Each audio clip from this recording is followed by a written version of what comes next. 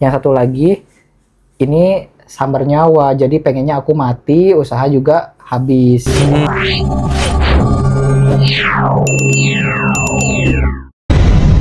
Oke, Sampurasun Sobat Kang Carios, jumpa lagi dengan saya. Kali ini kita akan melakukan podcast. Tentang apa? Tentang dunia usaha, karena sekarang itu lagi marak banget nih. Dunia usaha, ada yang naik, ada yang turun, bahkan ada yang bangkrut. Banyak hal yang dihadapi oleh para pengusaha. Misalnya, baik itu masalah dari internal maupun eksternal. Salah satu nih yang akan kita bahas itu adalah faktor yang berhubungan dengan eksternal yang bahkan tidak bisa dilihat dengan mata kepala. Secara langsung ya, mata kepala secara langsung. Ini saya kedatangan tamu, namanya siapa, Pak? Silakan, perkenalkan diri. Kilai Cangkel. Nah, Ya, perkenalkan nama saya Hamzah. Hamzah. Iya, Oke. jadi kebetulan hari ini saya diundang sama Kang Carios. Oke. Terima kasih sudah datang. Iya, sama-sama. Saya manggilnya enaknya apa ya? Manggil Kang aja lah. Oh, Kang aja. Oke, jadi saya gini orang ya, Kang. Sunda. Iya. Ya, jadi memang kalau misalkan berbicara tentang pengalaman berwirausaha gitu ya, kita biasanya pernah ada kejadian-kejadian yang memang kadang di luar dari nalar kita gitu. Ya, kalau misalkan problem kita lagi usaha, lagi dagang, kalau misalkan nggak dari masalahnya dari SDM, ya dari orang gitu ya, kita mungkin kena tipu sama temen gitu, atau enggak tidak sesuai dengan harapan gitu, atau standar operasional prosedurnya juga nggak bagus. Itu ngaruh banget kalau misalkan ke usaha secara faktual, kalau misalkan itu normalnya lah gitu ya, normalnya. Memang pengalaman saya pas waktu usaha itu di tahun 2018 itu first time saya buka usaha kayak mie ayam dan bakso gitu. Jadi itu ini Kang, jadi apa ya, waktu awal-awal itu saya polos-polos aja gitu mikirnya, kalau ya udah usaha sih usaha, jualannya jualan gitu ya, nanti dapat untung atau enggak, laku nggak laku tetap jualan gitu. Tapi ternyata di satu sisi gitu ya, saya nggak pernah memikirkan hal-hal di luar dari itu gitu. Jadi ya pede aja, namanya juga orang, kita udah modern, pikirannya nggak ada pikiran macam-macam gitu. Nah, jadi di tahun itu di 2018 memang ini mumpung saya kesempatan lagi di sini ya, di tempatnya Kang Deddy, jadi kebetulan lagi sharing buat usaha juga gitu. Jadi mungkin ada sedikit cerita yang membuat saya perlu share gitu. Ini entah di beberapa orang atau di beberapa orang yang punya usaha juga pernah mengalami kejadian atau tidak, tapi ya kita hanya sebatas sharing aja. Nanti mungkin bisa dikomentarin atau di apa gitu ya di video ini gitu. Nah, mungkin buat teman-teman yang tidak percaya atau apa, itu saya tidak memaksakan untuk hal itu, tapi yang saya rasakan pada saat itu memang saya juga percaya dan tidak percaya gitu. Tapi dari kejadian itu saya mengambil hikmah saja, dan mungkin di video kali ini teman-teman nanti bisa ngambil kesimpulan sebenarnya itu karena faktor apa gitu ya. Si usaha itu menjadi ada masalah gitu. Memang waktu di awal-awal itu yang namanya usaha ya gitulah ya. Biasanya urusan-urusannya gitu kan, produknya kita bisa diterima atau tidak gitu, terus rasanya, terus marketingnya gitu kan, terus orang yang kerja sama kitanya gimana gitu, atau kita lagi kerja sama siapa nih, kita punya usaha gitu. Biasanya kan masalahnya dari itu ya.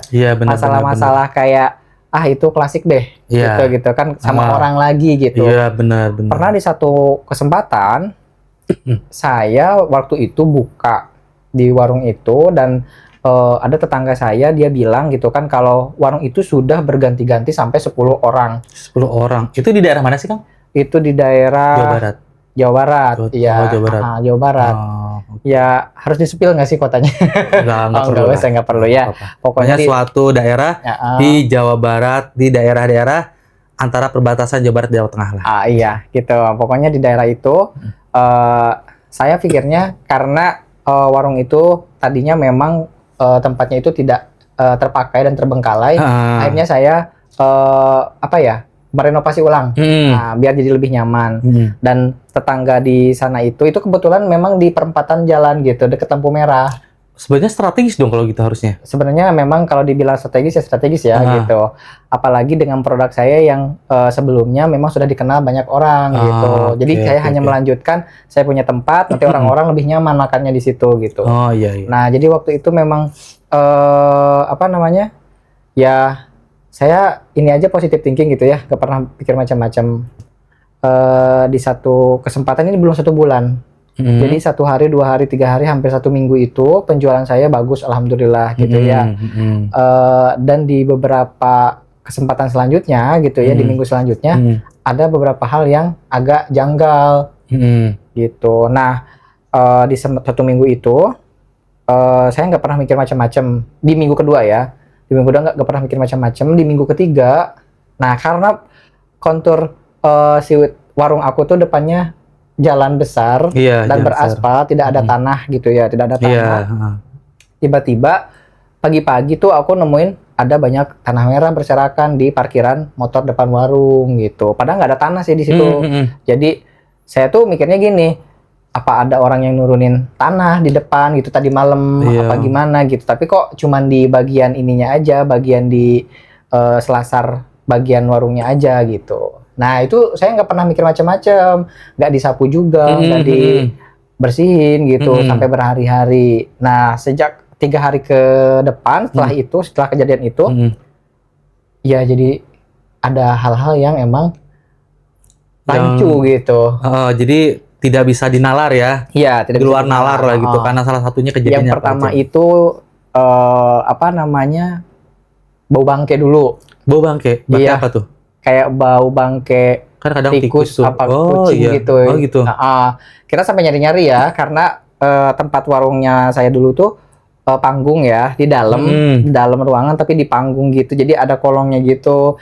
Saya periksa-periksa tuh gitu kan. Takutnya ada kucing mati atau ada tikus yang mati atau apa gitu. Karena memang semua bisa bisa dilihat gitu. Tidak ada yang tidak mudah diakses, semuanya bisa diakses gitu. Nah, jadi saya cari-cari tuh di sekeliling itu, tapi nggak ada bangkit apa. Itu bau berhari-hari. Bau berhari-hari itu yang hari pertamanya. Terus 2 hari kemudian rasa kuah baksonya itu jadi beda. Terus sayur-sayuran juga sama mie jadi cepet busuk gitu. Oh, bentar. Kalau misalkan tadi wangi bangke, itu yang mencium apakah cuma karyawan aja atau pembeli juga mencium? Nah, waktu itu tuh pembeli nggak ada yang ngobrol ya. Jadi cuman saya sama karyawan gitu ya. Nah, kita juga nggak pikir macam-macam, takutnya memang ini ada dari mana gitu ya. Sejak itu tuh kita lempeng aja gitu ya, usaha. Tapi ada perubahan tuh, kenapa mie sama sayur tiba-tiba cepet basi, padahal baru hari itu pertama gitu. Sedangkan kita itu ya ada kulkas, ada yang lain-lain gitu ya. Ya terus selanjutnya itu, setelah itu sering ada suara gitu. Jadi suara jatuh di langit-langit warung tuh, kayak ada batu yang jatuh ke, kan atapnya itu asbes tuh. Jadi kayak suara petasan tapi agak cukup besar. Cuman waktu saya lihat itu gak ada apa-apa.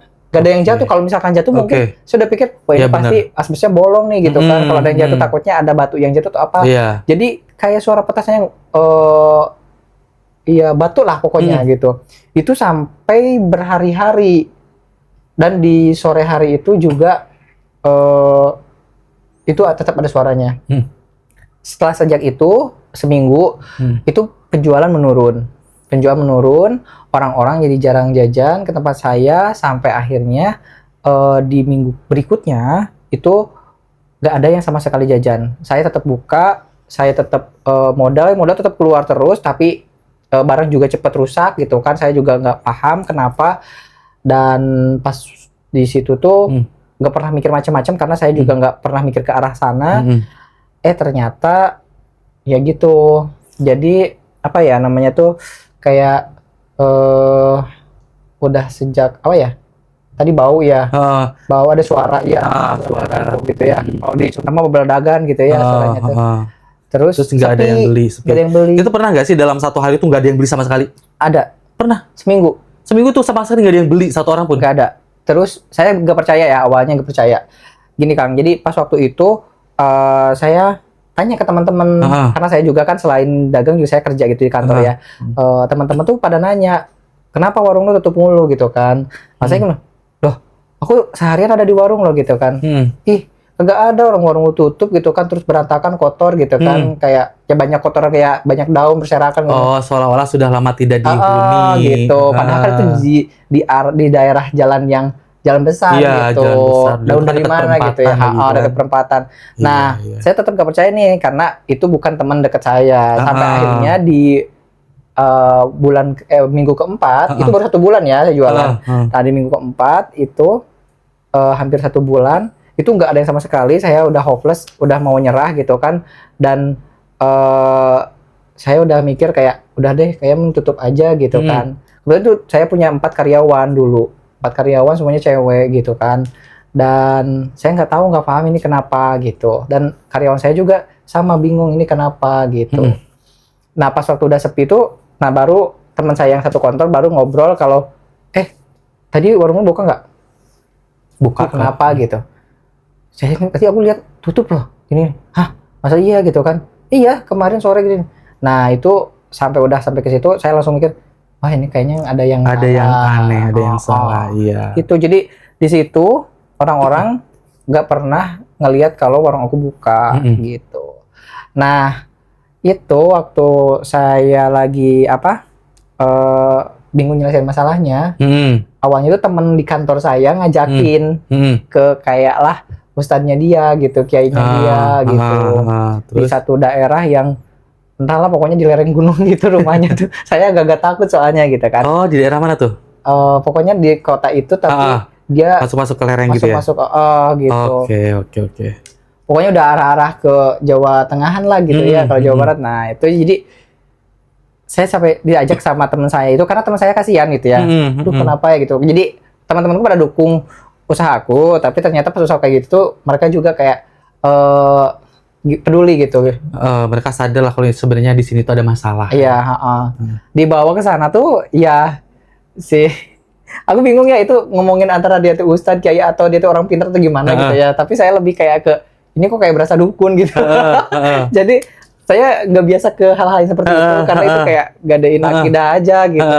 Terus udah takut itu bro, udah takut banget datang ke sini kayaknya suatu gue nggak diterima nih. Udah mikir ke situ. Nah pas itu dateng terus ngobrol bentar, langsung ngobrol aja bapaknya gitu kan, ini ada yang ganggu gitu kan, tetangga AA bilangnya kayak gitu. Lah emang gimana gitu kan, pokoknya AA juga nanti bakal tahu ini gini jadi dikasih tahu tuh gitu kan ciri-cirinya pokoknya gitu kan. Saya nggak percaya tuh karena nothing impossible, pokoknya ini nggak mungkin gitu. Jadi dalam otak tuh nggak mungkin aku kena masalah kayak gini gitu. Nah aku gak sadar nih. Ya udah, aku tetap jalan buat jualan di bulan kedua. Itu nggak sadar uang udah habis-habisan, modal juga udah gede banget keluar, tapi nggak jadi uang. Anak-anak gak bisa kebayar. Terus ada insiden juga, salah satu pegawai saya itu kehilangan ponselnya dia gitu.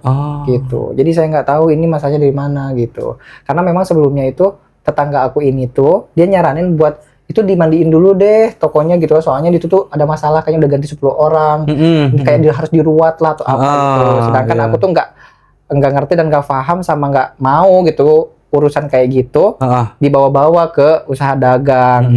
Sedangkan pada saat saya buka, kata si orang ini, orang-orang tuh gagal terus di sini usahanya gitu kan. Pas saya buka usaha di situ rame.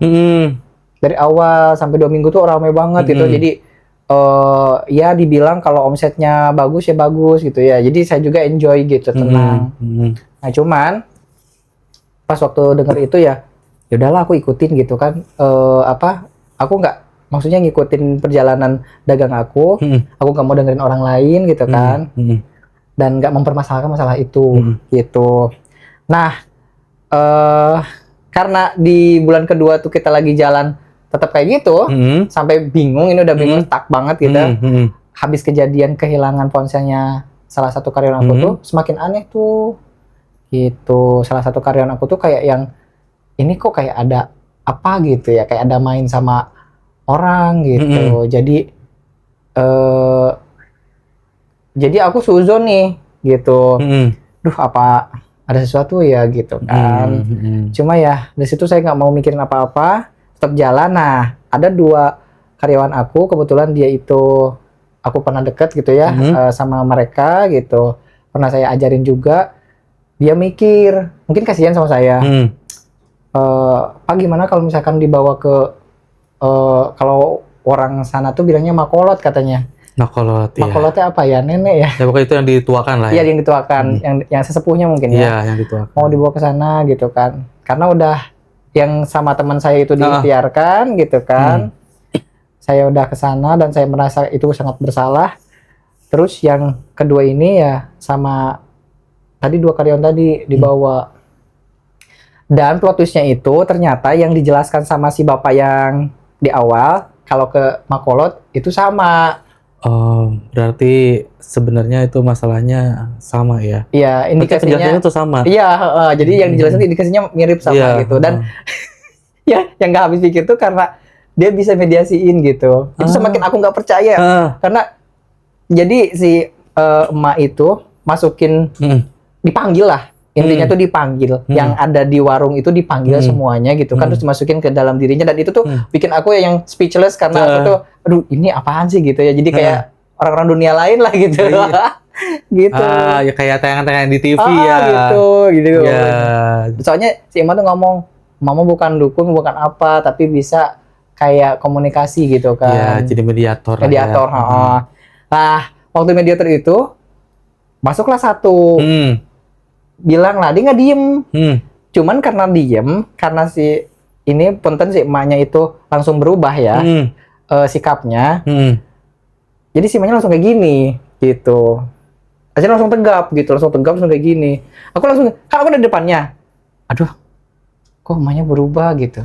Diajak ngomong tuh diem terus. Nggak ngomong-ngomong. Berdiri tegak kayak pocong dong ya? Iya, kayaknya pocong gitu ya. Jadi pas waktu itu tuh tanyain lah. Jadi si emak yang jadi mediator ini dibantu sama anaknya nih, yang cewek, kebetulan udah paruh baya ya umurnya. Terus ditanyain lah sama si anaknya ini, kamu siapa? Kamu saha maneh teh? Ditanya gitu, pakai bahasa Sunda, kamu siapa gitu? Dari mana asalnya? Saya, dia bilang aing ti makam ieu gitu. Jadi disebutin lah. Aing ti makam ieu. Pusaran mana gitu ya. Pusara gitu, bukan pusaran ya, pusara mana gitu. Disebutin. Terus ditanyain lagi, mau ngapain gitu kan, tinggal di warungnya si A ini gitu. Saya cuma dikasih tugas, jadi pakai bahasa Sunda, dia bilang, saya dikasih tugas sama orang buat bikin warung saya sepi, biar ketutup, biar orang-orang nggak beli gitu, nggak makan. Saya awalnya nggak percaya, karena apaan sih kayak gini-gini, jadi kayak gimana gitu ya. Jadi tetap otak saya nggak nerima gitu. Itu yang waktu pertemuan pertama sama Makolot tuh. Terus setelah selesai di mediasi, dia medianya tanah tadi, ternyata si tanah itu, yang tanah merah yang ada di itu tuh, itu adalah media yang dikasih si orang itu buat nyimpenin makhluk tadi gitu. Nah, saya kan nggak percaya ya di awal tuh gitu. Percaya tapi tetap aja diikutin gitu ya. Itu benar-benar saya nggak udah hopeless gimana gitu, udah kalut gitu ya, harus gimana gitu. Soalnya memang pikirannya itu modal ini gitu. Nah, dikasihlah air ya buat bersihin gitu. Terus dipulangkan sama si Makolot ini, yang ini tadi, makhluk tadi itu tuh. Seminggu lah berjalan, jualan alhamdulillah ada perubahan gitu, ada perubahan lagi, tapi tetap nggak yang sesignifikan sebelumnya gitu. Karena memang kayak yang tarik ulur gitu, tarik ulur. Seminggu berjalan, minggu berikutnya drop lagi tuh. Aduh, aneh lagi gitu kan, sampai akhirnya tuh yang saya bingung tuh, ini kenapa lagi ya gitu. Udah ngerasa aneh gitu si karyawan yang 2 ini. Kayaknya Bapak harus pulang lagi deh ke Makolot, soalnya ini ada yang lebih aneh gitu. Iya, saya dibawa ke tempat si emak lagi, ternyata udah datang lagi yang baru. Oh, jadi sebenarnya yang lama sudah pergi terus akhirnya dikirim lagi yang baru. Oke. Dikirim lagi yang baru, dan yang baru ini saya nggak paham ya. Ini nggak paham ya. Punten, aku nggak paham masalah ini karena saya juga nggak ngerti, karena yang dimediasikan itu bukan makhluk kayak yang tadi ya, gitu. Tapi lebih kayak tokoh-tokoh pewayangan gitu. Karena pas waktu ditanya tuh sama si anaknya emak ini, kamu siapa gitu?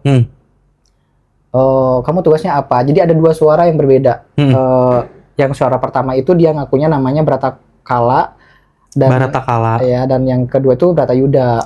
Bratayuda, oke. Gitu. Oh, Terus itu yang kedua, yang dua ini, yang satu tugasnya itu membuat usaha saya bangkrut dan saya gagal. Yang satu lagi ini sambar nyawa, jadi pengennya aku mati, usaha juga habis, gitu. Nah itu waktu itu kejadiannya saya sore-sore ke sana, ke tempatnya Makolot itu. Jadi pas waktu itu tuh saya marah, saya emosi. Saya marah ketika si emak lagi dimediasikan itu, dia kan ngomong, aing hanya ditugaskan sama manusia, katanya gitu, manusia yang dia nggak percaya sama Tuhannya, dia cuma percaya sama kita gitu. Terus dia banyak ngomong, dia juga ngancem-ngancem saya, pokoknya tugas aing katanya. Jadi tugas aing itu kamu harus mati, usaha kamu harus bangkrut gitu. Itu kan saya semakin kayak kesulut emosi tuh. Pas waktu kesulut emosi, saya tuh langsung ngomong gini, saya marah, saya nggak percaya sama kalian ya gitu kan, kayak gini-gini saya nggak percaya. Saya lebih percaya sama Allah yang nyiptain semuanya gini. Jadi aku udah ngomong pede sambil emosi gitu kan. Tiba-tiba si emaknya langsung berubah jadi si emak. Jadi si emaknya itu berubah jadi si emaknya lagi. Terus ngomong, pegang tangan saya. Istighfar katanya. Ya aku harus istighfar gitu ya. Emang kenapa, Mak? Salah. Jangan ngomong kayak gitu. Karena mereka tuh sambar nyawa. Takutnya nanti kenapa-kenapa gitu di jalan. Nah, aku langsung diam gitu ya. Diem sampai itu kayak si emak udah ngomong kalau ini nggak bisa diusir dari warung gitu kan. Saya makin hopeless gini, aduh ya Allah, ini gimana ya gitu kan. Kayak si dua makhluk tadi ini, yang makhluk pewayangan ini itu nggak tahu dari mana, dan dia tuh ngomongnya di keramat diambilnya. Jadi kayaknya si orang yang ngirim itu dia berulang kali gitu, bolak-balik dan nyebutin dukunnya gitu, si makhluknya itu. Dukunnya video cina gitu, jadi ngobrol gitu kan. Dan kamu tuh tahu sebenarnya orangnya siapa cina gitu kan, dan itu tuh sebenarnya orangnya deket sama kamu gitu. Dia tuh ngomong kayak gitu. Nah pas itu langsung kayak siapa sih gitu kan. Sampai akhirnya tuh saya mikir-mikir gitu kan. Nah pulanglah aku tuh sore maghrib karena dikasih air tadi ya sama si emak. Setelah kejadian saya tuh marah-marah ke makhluk itu. Pulang, saya ke warung, saya bersihin lagi. Itu kayaknya dosa saya itu udah numpuk banget gitu kan. Saya udah berpikir dan ini kayak bener-bener udah nggak bisa diapa-apain. Itu hari terakhir saya di warung. Itu hari terakhir saya di warung, dan saya udah kayak tadinya saya masih punya harapan untuk aku mau melanjutkan. Tapi pada saat kejadian itu maghrib saya pulang. Udah selesai bersih-bersih, udah saya siram-siram gitu ya. Di perempatan saya kecelakaan. Iya, jadi pas waktu itu saya pulang, jalan mau ke rumah. Saya nggak ngebut, nggak kenapa-kenapa. Saya juga nggak banyak memikirkan apa-apa. Saya sepanjang jalan juga berdoa karena memang agak kepikiran sedikit gitu ya. Hal yang tadi. Lagi jalan, lagi lampu merah tuh berhenti tuh. Diem, pas waktu hijau saya langsung ngegas aja gitu ya. Dan saya ngegas nggak langsung ngebut. Ngegas, tiba-tiba di simpang jalan depan itu agak gelap. Ada yang lewat nih, putih, lari ke motor. Kucing, kayak kucing lewat. Iya. Kucing lewat, itu udah kerasa. Pas dia lewat, saya jalan. Kerasa kelindes sama ban depan sama ban belakang.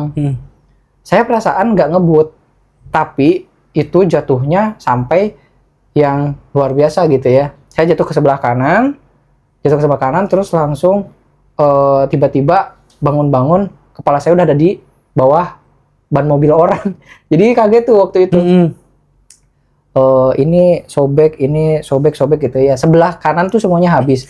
Dan pas dilihat di rumah, lukanya banyak banget karena ini pokoknya satu setengah badan itu lukanya lumayan gitu ya. Tapi ini ya maksudnya bisa ada di kolong mobil orang dekat ban. Tapi untungnya mobilnya itu berhenti. Iya, mobilnya berhenti. Jadi pas saya kaget kan, terus karena, saya nabrak kucing nih. Iya. Pas bangun-bangun, kok udah ada mobil di depan. Untung aja ya, gitu mobilnya kan. berhenti. Mobilnya berhenti, terus keluar orangnya, terus kenapa gitu kan? Tadi kayaknya saya nabrak kucing gitu kan. Saya mau lihat kucingnya di mana, takutnya dia luka gitu kan. Kalau mati ya saya mau bawa pulang gitu, bawa saya kuburin. Orang-orang pada ngumpul tuh, udah mau adzan maghrib ya. Orang-orang pada ngumpul di situ. Tapi nggak ada kucing katanya gitu. Soalnya tadi saya lihat gitu kan. Oh nggak ada kucingnya ya? Iya nggak ada gitu kan. Dicek-cek lagi ke seberang rumah yang di sana di seberang jalannya. Nggak ada kucing gitu. Motor rusak lah sebelah gitu. Jadi kayak kita tuh nabrak keras, padahal di posisi yang ngegas nggak terlalu kenceng gitu. Celakaan, udah di rumah saya hampir 2 minggu nggak bisa kemana-mana. Salah satu karyawan saya datang ke rumah gitu. Mungkin pedulin apa gitu ya. Dan cerita. Dari situ aku langsung ngomong kalau aku nggak bakal lanjutin lagi usaha. Takutnya nanti makin parah ya. Ya, gitu. Jadi saya pergi. Saya ikhlasin semuanya. Dan yang menjadi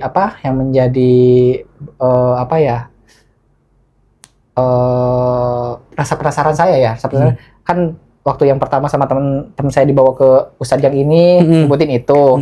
Ke si emak nyebutinnya sama gitu ya. Saya waktu itu tuh pegang salah satu nomor WA dari tetangga warung. Karena memang saya agak gimana gitu. Dia sering bikin status WhatsApp ngancem-ngancem orang gitu apa gitu. Terus saya nggak pernah komen. Nah, karena itu terakhir saya kecelakaan, saya langsung gini. Saya bikin status WhatsApp waktu itu. Saya masih ingat. Saya cuma bilang gini, kayak sebuah kalimat doa gitu, ya Allah. Ya Allah, kalau memang kondisi dan masalah ini ada sangkut paut dengan orang lain, ada kezoliman gitu ya kepada saya dan keluarga saya mohon ya kembalikan semua itu ke orang itu gitu kan, dan saya mohon gitu selesaikan masalah ini secara baik-baik gitu ya. Nah, aku post lah itu ya malam-malam. Tiba-tiba tuh ada yang nge-WA banyak banget sampai 30 chat gitu ya. Dan itu tuh yang WA siapa coba, yang WA itu ternyata tetangga warung saya. Itu sampai dia marah-marah, ngancem gitu. Aku langsung jadi ibu itu selama ini yang bikin SW ngancem-ngancem orang itu ditujukan untuk saya gitu. Karena perempuan kan. Nggak dijawab lagi, langsung diblokir saya. Gitu. Jadi saya masih ingat wajahnya. Saya juga masih ingat banget sama orang sampai saat ini gitu ya. Entah kesalahan apa yang saya perbuat sehingga mungkin orang tersebut sangat marah dan benci ke saya gitu kan. Saya hanya mungkin meminta maaf jika memang saya salah gitu ya. Di masa lalu mungkin karena saya terlalu sombong, saya terlalu tidak mengikuti keinginan orang lain atau tidak menuruti apa yang disaranin orang lain gitu ya. Saya minta maaf gitu. Karena memang setiap pribadi orang mempunyai kayak keputusannya masing-masing mau menjalani seperti apa gitu. Kita nggak bisa memaksakan dari beberapa hal tertentu. Nah, itu plot twist udah situ, udah paham ternyata orang ini, dan ternyata salah satu karyawan aku juga ternyata bekerja sama dengan orang tersebut. Jadi gitu. ada campur tangan orang dalam juga. Gitu. Jadi ya saya ada rasa marah, rasa kecewa dan banyak hal, cuman ya dari situ saya maafkan semuanya. Walaupun memang dari kejadian itu ada di dalam hati kecil saya itu saya nggak ridho gitu. Jadi saya bisa melupakan beberapa hal, tapi ada satu hal yang memang saya nggak bisa gitu. Oke, jadi akhirnya warung itu tutup dan terus itu nggak ada yang melanjutkan? Nggak ada, dan semua barang-barang juga di dalam nggak dibawa sama saya. Kalau sekarang dia Udah diganti sama orang lain, sama yang punya. Jadi dulu tuh saya ngontrak di teman saya. Oh, jadi sekarang yang punya buka usaha apa sih tuh? Bakso di sana juga. Bakso juga? Tapi cuma berapa bulan juga sama. Oh ya, tuh sekarang tutup. Udah gonta-ganti, ya. Sekarang kayaknya kalau nggak salah udah jadi tempat apa ya, kayak fotokopian gede gitu. Oh. Tempat yang buat beli alat-alat tulis kayak gitu. Gitu. Jadi kayak yang apa ya? Saya nggak pernah nggak mau nginget-nginget itu.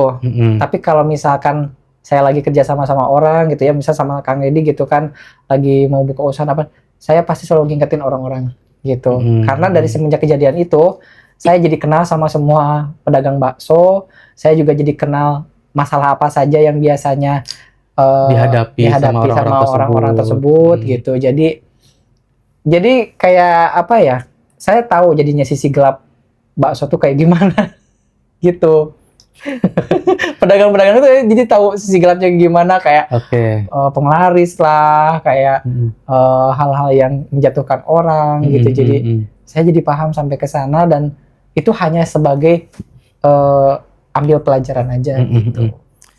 Jadi itu ceritanya. Jadi tadinya nggak percaya sih, soalnya gitu. memang kayak tadi yang pertama yang pocong, terus tuh yang tadi makhluk wayang-wayang itu gitu kan. Cuman setelah kejadian-kejadian tuh saya tobat aja deh. Soalnya takut saya benar-benar jatuh ke itu kan syirik tuh. Iya, banget ya dosanya gitu. Jadi saya benar-benar tobat waktu itu tuh.